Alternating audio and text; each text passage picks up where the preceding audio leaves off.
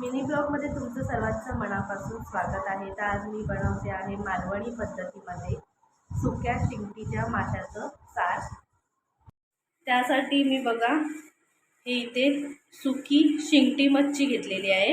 याला मी तासभर झाला पाण्यात भिजवून ठेवले, कारण ही मच्छी जी असते ना एकदम कडक असते, तर त्याला जास्तीत जास्त वेळ पाण्यामध्ये भिजवून ठेवावं लागतं।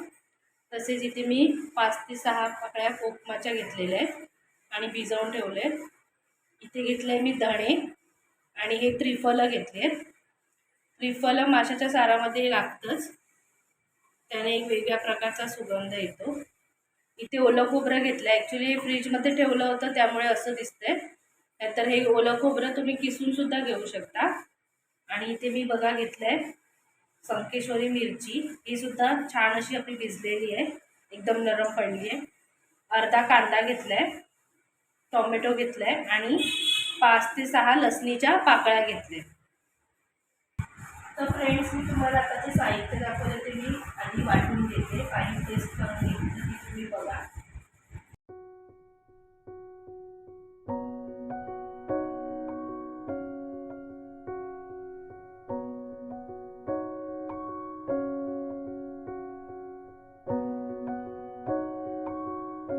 आपलं करून झालेलं आहे। आता मी फोडणीची तयारी करते, त्यासाठी इथे मी गॅस पेटवलाय। इथे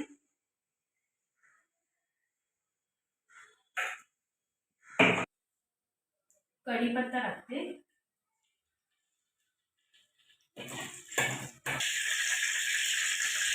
आता हे जे वाटलेलं वाटण आहे बघा, मस्त असं गंधासारखं वाटलंय आणि ते मी आता ह्याच्यात टाकते।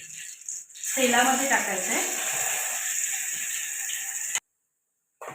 आणि आता हे वाटण जे आहे ना ते तेलामध्ये मी घेते, पूर्ण असं फ्राय करून थोड्या वेळ असं शिजवून घ्यायचं चांगलं। यामध्ये टाकते मी थोडीशी हळद, एक चिमटी बनवते, हे कोकमचं पाणी, पाण्यासकट टाकायचे, कोकम पण टाकायचे पाण्यासकट।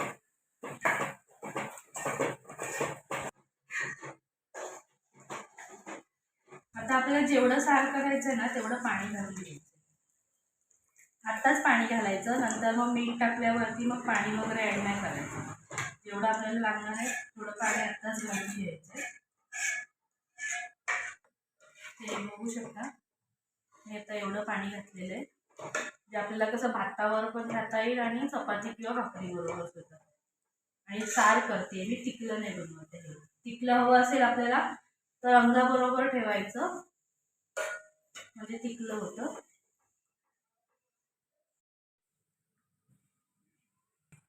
उकळी आलेली आहे आपली साराला, तर यामध्ये मी ही सुकी मच्छी सोडून देते।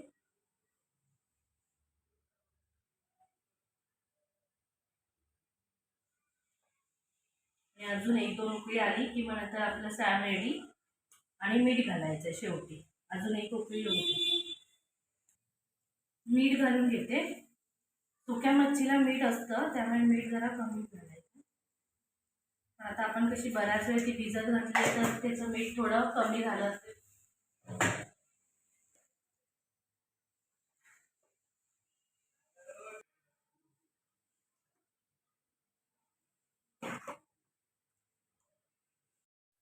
साराला उकळी आलेली आहे, 2-3 उकळी आली आणि आपला आता मच्छीचं सार रेडी आहे, सुक्या शिंगटीच्या माशाचं सार। आणि रेसिपी तुम्हाला कशी वाटली ते मला लाईक कमेंट करून सांगा, जास्तीत जास्त व्हिडिओ आपले शेअर करा आणि चॅनलवर जे नवीन असतील, ज्यांनी अजून सबस्क्राईब केलं नसेल तर त्यांनी पहिल्यांदा सबस्क्राईब करा, बाजूला जे बेल आयकॉन दिला त्यावरती क्लिक करा। तर भेटूया आता आपण नेक्स्ट व्हिडिओमध्ये।